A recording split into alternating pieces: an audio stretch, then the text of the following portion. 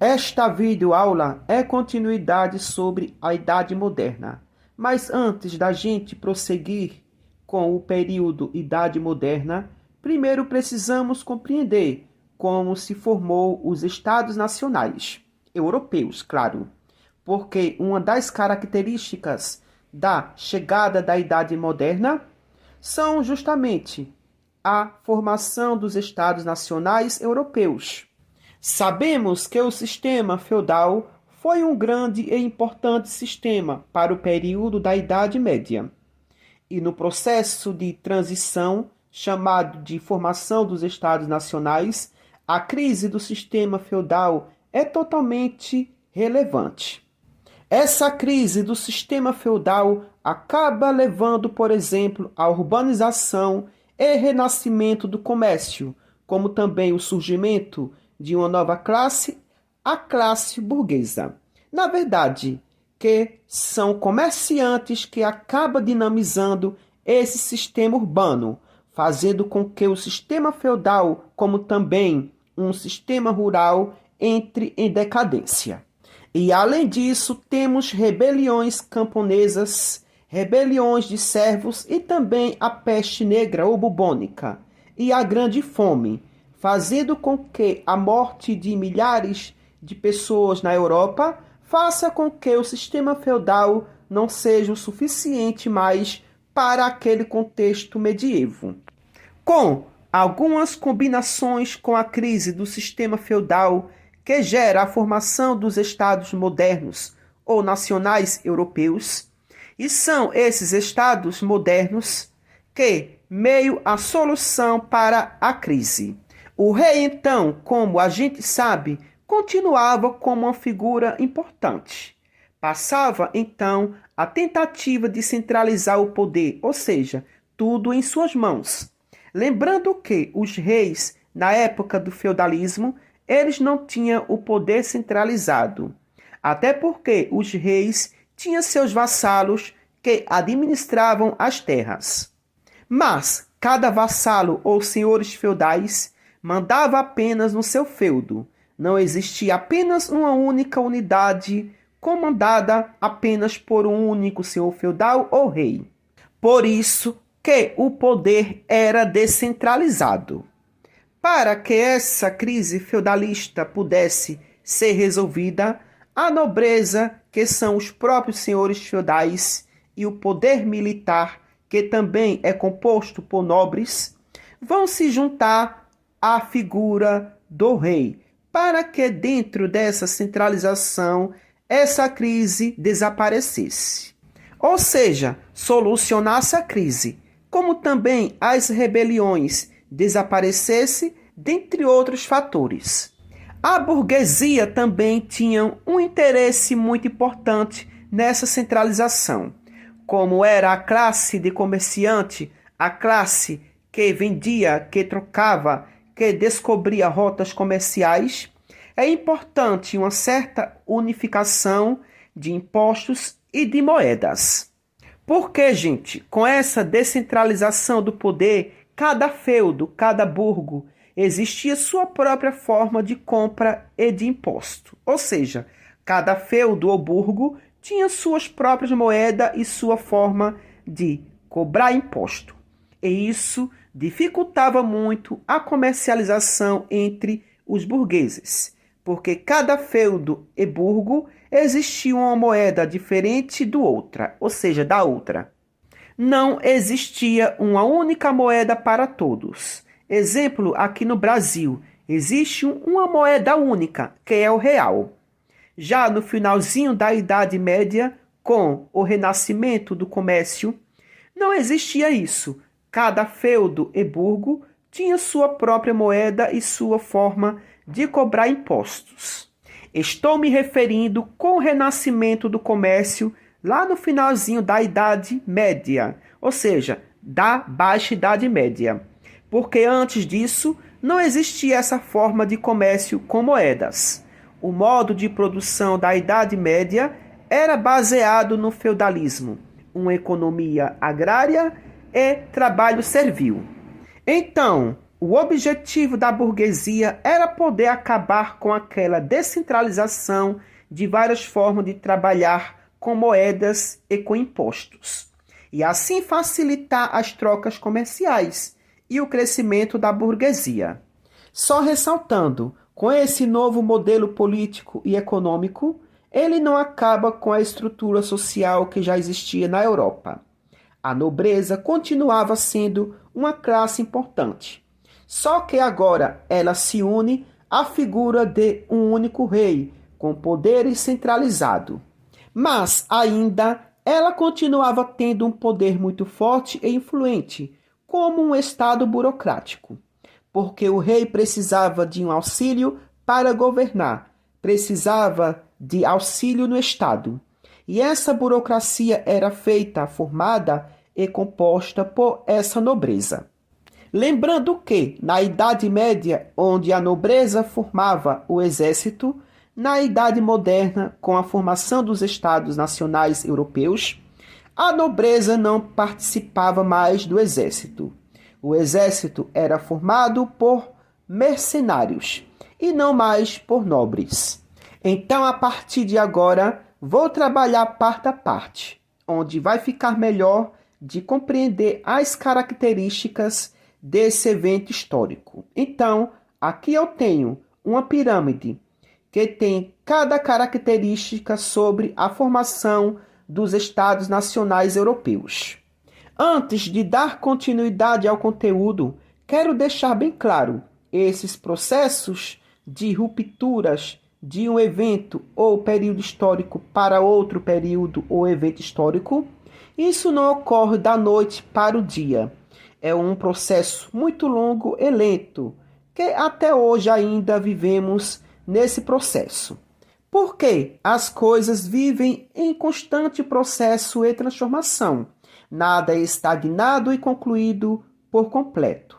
Exemplo disso, Portugal, que foi o primeiro Estado nacional a se formar na Europa, essa formação aconteceu em plena Idade Média, no ano de 1385 do século XIV da Era Comum.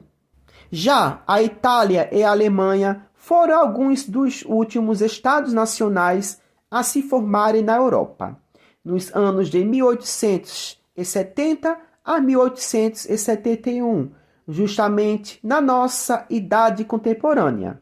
Aqui no Brasil, já estava no finalzinho do Segundo Império Brasileiro por Dom Pedro II. O correto é dizer, a formação dos Estados Nacionais é um processo de longa duração e a sua problemática persiste até os dias atuais. Então, com isso, vamos ao conteúdo a seguir.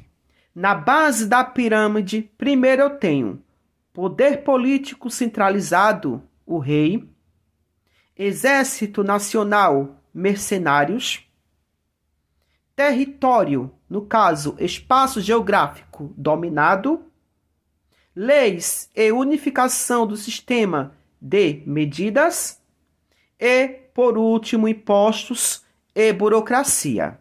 Estado Nacional Moderno, característica básica número 1. Poder político centralizado. Aqui nessa característica, o poder é totalmente centralizado nas mãos do rei, ou seja, o Estado é uma instituição com poder político centralizado. No lugar da fragmentação do poder político dos senhores feudais, o poder foi gradualmente concentrado nas mãos de uma única pessoa representada pela figura do rei. Assim como os outros senhores feudais, o rei era um nobre, fazia parte da nobreza. Ao longo do tempo, o rei formou um exército permanente, muito superior ao exército dos outros senhores feudais, ganhando poder e domínio sobre tudo e todos, sobre aquele território que pertence ao seu estado. Estado Nacional Moderno, característica básica número 2. Exército Nacional. O Exército, muito uma das características importantes para a formação do Estado Nacional europeus, porque nessa forma o rei cria seu próprio exército em função apenas para seu estado como nação, soberania de força e poder absoluto e centralizado, onde o exército é responsável pela defesa do território nacional em casos de ataques externos. Tido de outra forma, se houver ataques inimigos estrangeiros de qualquer natureza, quem vai defender o território é o Exército Nacional. O Exército do Estado Nacional era diferente do Exército dos senhores feudais, porque o Exército dos senhores feudais era composto por nobres e trabalhava em função de todos os senhores feudais, que pertenciam a um único rei como vassalos. Já o exército formado pelo Estado Nacional era formado por mercenários e em função apenas do Estado. E esses mercenários eram homens que trabalhavam em troca de dinheiro ou terras. Estado Nacional Moderno, característica básica número 3. Território, espaço geográfico dominado. Então, gente, para que se tenha um Estado nacional soberano e independente, é necessário que se tenha um espaço geográfico delimitado por fronteiras, onde um grupo social exerce controle e poder. Então, esse espaço geográfico delimitado é o que chamamos de território. É algo que no sistema feudal não existia, essa delimitação de um território com poder centralizado. E sim, cada feudo era controlado por senhores feudais, dentro de um mesmo território ou área. Já com a formação dos Estados Nacionais Europeus, cada estado ficou delimitado dentro de um espaço geográfico chamado de território. Por exemplo, Espanha ficou dentro do seu próprio território delimitado. Portugal, a mesma coisa. Inglaterra, a mesma coisa. E assim sucessivamente. Onde só apenas o rei é que manda e domina naquele espaço chamado de território ou estados nacionais. Estado Nacional Moderno, característica básica número 4. Leis e unificação de sistema de medidas. Com a formação dos Estados Nacionais, foram criadas leis que deveriam ser obedecidas por toda a comunidade e população. Neste contexto histórico em que nós estamos concentrando as nossas atenções, a lei era vontade do rei. Em outras palavras, o rei era o senhor da justiça e era ele que ditava as regras e leis.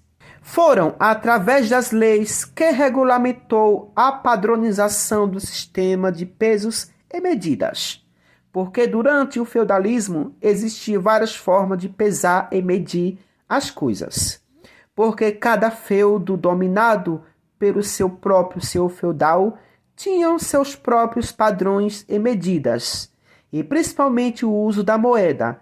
Cada feudo ou burgo tinha sua própria forma de moeda, como também seus próprios impostos.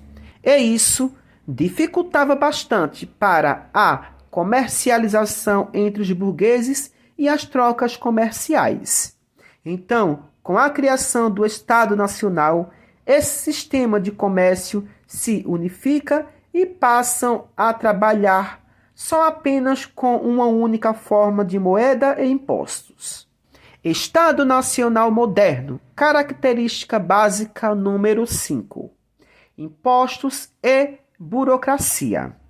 Com a formação dos Estados Nacionais, viram a necessidade de também da unificação do sistema de impostos, porque no sistema feudal existia também uma descentralização de impostos, onde cada feudo tinha sua própria forma de trabalhar com a cobrança de impostos. E isso trazia muitos problemas e prejuízos para os burgueses. E justamente com a unificação dos estados, esse sistema de impostos foram regulamentados e unificados e assim facilitar a vida dos burgueses e do comércio. E também essa centralização de poder de moedas e de impostos foi um fator primordial para o rei arrecadar dinheiro e assim fortalecer ainda mais o poder e controle sobre a população. Era com os impostos que o rei conseguia pagar o exército e outras despesas.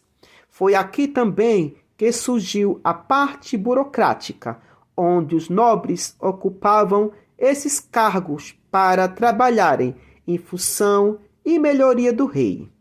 E principalmente os nobres trabalhavam na cobrança de impostos. Também existia aqueles nobres que não herdavam terra e não seguia a carreira militar e no exército. Levava a vida sendo como um funcionário do rei ou se não entrando para a alta hierarquia da Igreja Católica. Porque os nobres que não era primogênito, eles não herdavam nada, onde o primogênito ficava com toda a herança e poder. Lembrando que foi através com a centralização do poder nas mãos de um único rei, com a unificação da moeda e a unificação da cobrança de impostos, o uso de novas tecnologias, como por exemplo a bússola, dentre outros fatores que levou os Estados nacionais europeus às grandes navegações. Então, por hoje só, no próximo vídeo darei continuidade à formação do Estado Nacional Europeu.